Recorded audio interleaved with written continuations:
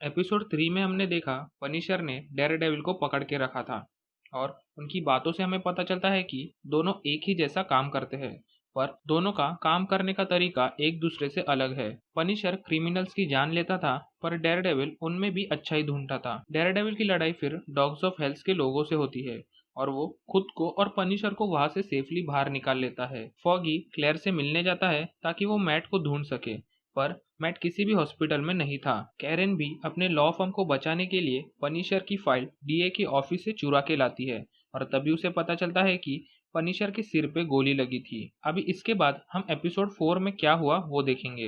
Episode 4 का नाम है पेनी एंड डाइम। तो फोर्थ एपिसोड की शुरुआत में हमें आयरिश गैंग के लोग दिखते हैं जो अपने मरे हुए मेंबर्स के फ्यूनरल में आए हुए थे। तभी वहां एक आदमी आता है जिसका नाम फिन होता है और वो इसी गैंग का मेंबर था। फिन एक कॉफिन को खोलता है जिसमें उसका ही बेटा था और फिन सबको बोलता है कि वो अपने बेटे को इस फील्ड में नहीं लाना चाहता था, पर वो यहाँ आया और पनिशर के हाथों मारा गया। फिर एक आदमी फिन को संभालते हुए कहता है कि उनके ये गेम में मौत एक कॉमन चीज होती है। तभी फिन एक पॉइंटेड हथियार लेके उस आदमी के आंख में डाल देता है और उसे मार देता है। ये देख के गैंग में से एक भी आदमी फिन को रोकता नहीं है, बल्कि फिन से डरने लगते हैं। फिन उस आदमी को मारने के बाद सबसे कहता है कि इसी आदमी ने फिन के बेटे को इस गैंग में लाया और इसी वजह से फिन ने उसे मारा। फिर फिन सबको उसका यहाँ आने का असली मकसद बताता है कि पनिशर ने उसके 12 लाख रुपए लिए हैं और उसी को पकड़ने फिन यहाँ आया है। फिन सबको ऑर्डर देता है कि उन्हें पनिशर को जिंदा पकड़ना है और जब तक वो मिल नहीं जाता वो लोग उसे ढूंढते रहेंगे। फिन के लोग बहुत लोगों से पनिशर के बारे में पूछते हैं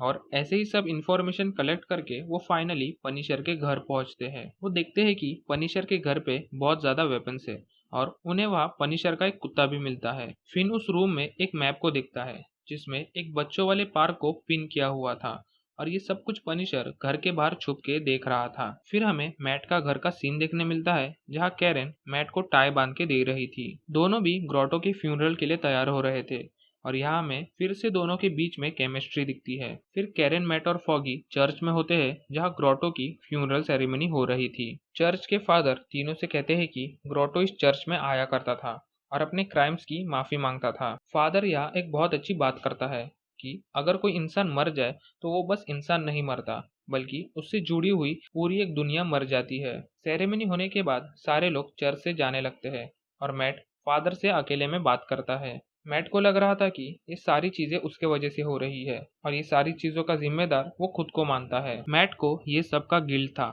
और इसीलिए फादर उसे समझाते हैं कि अगर इंसान में गिल्ट है तो उसकी इंसानियत अभी भी जिंदा है। फादर मैट को और अच्छा काम करने के लिए बोलता है ताकि उसे ऐसी फीलिंग दोबारा ना आए। इसके बाद तीनों ऑफिस में आते हैं और कैरेन दोनों को पनिशर का असली नाम बताती है जो था फ्रैंक कैसल। कैरेन उन दोनों को पनिशर का एक्सरे इमेज बताती है जिसमें उसे सर पे गोली लगी थी और ये बात डीए के ऑफिस ने कहीं पे भी पब्लिश नहीं की थी। कैरेन का मानना था कि पनिशर पे पहले हमला हुआ था, पर उसे विलन दिखाने के लिए लोगों से ये हमला छुपाया जा रहा है। कैरेन दोनों को रिक्वेस्ट करती है कि हमें ये स्टोरी को और ज्यादा समझना होगा, पर फॉगी को अभी ये सब में इंटरेस्ट नहीं था। कैरेन फिर मैट को समझाने जाती है पर वो भी इस स्टोरी में कोई इंटरेस्ट नहीं दिखाता। मैट और फॉगी दोनों एक कैबिन में होते हैं, पर जब वो बाहर देखते हैं तो कैरेन पनिशर के फाइल्स लेके वहां से चली गई होती है। कैरेन को ये स्टोरी पे काम करना था और इसीलिए कैरेन वहां से अकेले चली गई। मैट कैरेन को ढूंढने निकलता है पर फॉगी कहता है कि कैरेन से पहले पनिशर को ढूंढो। इसके बाद मैट अपने कॉस्ट्यूम डिजाइनर के पास जाता है और डिजाइनर डेयरडेविल को उसका नया सूट दिखाता है। डिजाइनर कहता है कि इसे बनाने में उसने बहुत सारे लोगों की हेल्प ली और डिजाइनर खुद का भी सूट डेयरडेविल को दिखाता है जो उसने खुद के प्रोटेक्शन के लिए बनाया था। फिर कैरेन एक आदमी से मिलने जाती है जो उस हॉस्पिटल में काम करता था जहाँ पनिशर का एक्सरे लिया था। इस आदमी को उस हॉस्पिटल से निकाल दिया गया था क्योंकि इसने पनिशर की हेल्प की थी। जब पनिशर को गोली लगी वो मर गया था, पर पता नहीं कैसे वो फिर से जिंदा हो गया और इस आदमी को कहा कि मुझे घर छोड़ दो। इसने पनिशर को घर छोड़ दिया जिसके वजह से इसको काम से भी निकाल दिया। इस आदमी को पनिशर का घर पता था और इसीलिए कैरेन उससे पनिशर के घर का एड्रेस ले लेती है।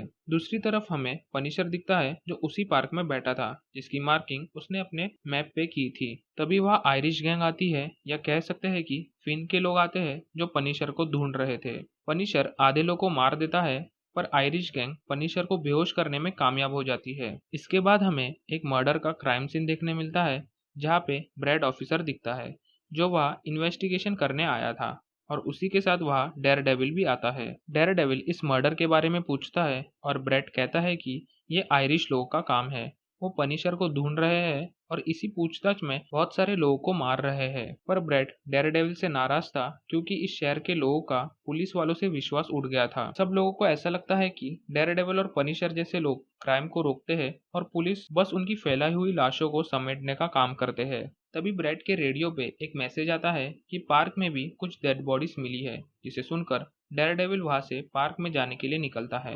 इसके बाद हम कैरेन को देख पाते हैं जो पनिशर के घर पे पहुंच गई थी।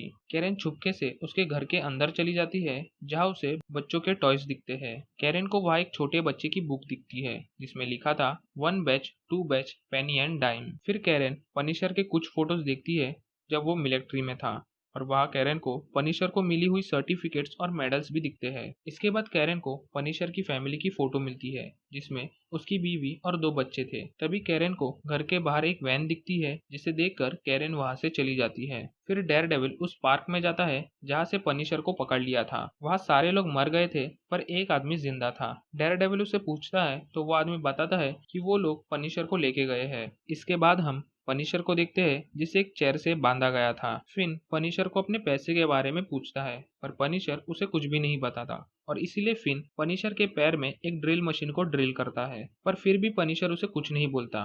तभी फिन पनिशर के कुत्ते को लेके आता है और कहता है कि अभी भी उसने कुछ नहीं बोला तो वो कुत्ते के साथ भी ऐसा ही करेगा। फिन ड्रिल मशीन तैयार करता है पर तभी पनिशर उसे सब बता देता है कि सारे पैसे एक वैन में है और वो वैन का एड्रेस भी दे देता है। फिन के लोग उस वैन में जाते हैं तो उन्हें वहाँ पैसे मिल जाते हैं, पर उसी के साथ वैन में बॉम्ब था जो ब्लास्ट हो जाता है जिससे वो लोग मर जाते हैं। ये बात जब तक फिन को पता चलती है कि पनिशर ने उसे धोखा दिया है तब तक पनिशर खुद को फ्री कर लेता है। पनिशर फिन को गन पॉइंट पे रख के अपनी फैमिली के बारे में पूछता है कि उन्हें किसने मारा, पर फिन कुछ भी नहीं बोलता इसलिए पनिशर उसे मार देता है। तभी फिन के लोग पनिशर पे हमला करते हैं और पनिशर एक जगह छुप के वही एक लाइन बोलता है जो हमने उसके घर के एक बुक में देखी थी, 1 batch 2 batch penny and dime. पर तभी वह पनिशर की हेल्प करने डेयरडेविल आता है और दोनों मिलके उस गैंग को हराते हैं। डेयरडेविल इस लड़ाई में भी पूरा ध्यान रख रहा था कि पनिशर किसको जान से न मारे। इसके बाद डेयरडेविल इंजर्ड हुए पनिशर को एक ग्रेवयार्ड लेके जाता है जहाँ पनिशर डेयरडेविल की तारीफ करता है और उसे थैंक यू बोलता है। डेयरडेविल पनिशर की वो लाइन के बारे में पूछता है जो वो हमेशा गोली मारने से पहले कहता है। पनिशर इसके जवाब में अपनी फैमिली की कहानी बोलता है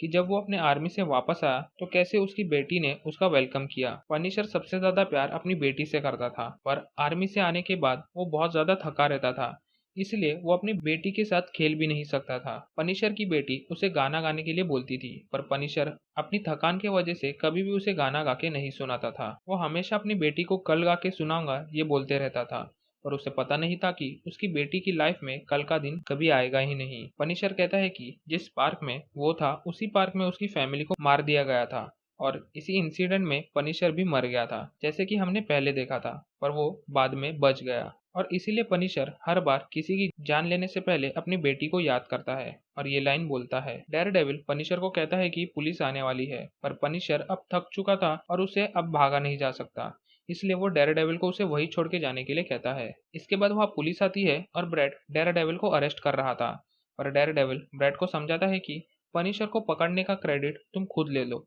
और मेरा नाम मत लो। डेयरडेविल ये सब पुलिस वालों के लिए कर रहा था ताकि शहर के लोगों को लगे कि पुलिस भी उनका प्रोटेक्शन कर सकती है और लोगों का विश्वास पुलिस में फिर से आ जाए। ब्रैड ये सुन के डेयरडेविल को छोड़ देता है और फिर इसके बाद वहाँ मीडिया और एम्बुलेंस आती है जो पनिशर को पकड़ के लेके जाती है। ये सब कुछ न्यूज मैट, फॉगी और कैरेन अपने लोकल बार में बैठ के देख रहे थे।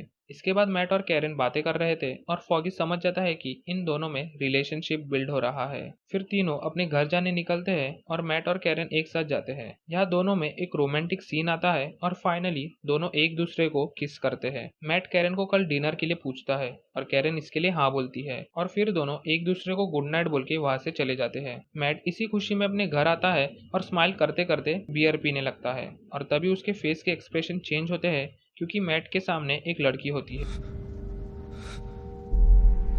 Hello Matthew. और ये एपिसोड यही खत्म हो जाता है। तो 5th एपिसोड में हम देखेंगे कि ये लड़की कौन है और पनिशर के फैमिली को किसने मारा और क्यों मारा। ये देखने के लिए इस सीरीज की सारे वीडियोस को देखें। वीडियो अच्छी लगी हो तो चैनल को सब्सक्राइब कर देना और वीडियो को भी लाइक कर देना। मिलते हैं अगले वीडियो में, तब तक के लिए this is movies explorer signing off.